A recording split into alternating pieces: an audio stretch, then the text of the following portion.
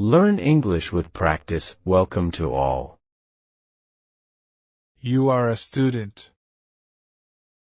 You are not a student. Are you a student?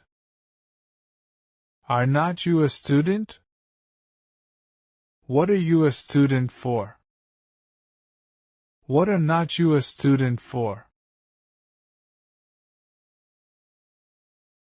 What subject are you a student of? What subject are not you a student of? Why are you a student? Why are not a student? How are you a student? How are not you a student?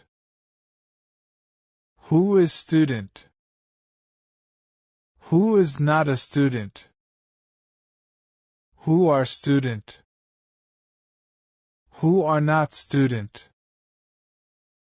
Which subject are you a student of? Which subject are not you a student of? Whose student are you? Whose student are not you? How many students are you? How many students are not you? If you want to make other sentences, just change subject, be verb and add extension. The example of subject and be verb. He is a doctor.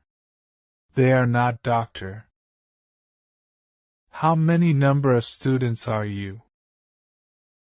The example of extension. We are students of economic. How is she a doctor of orthopedics? I'm a student of him.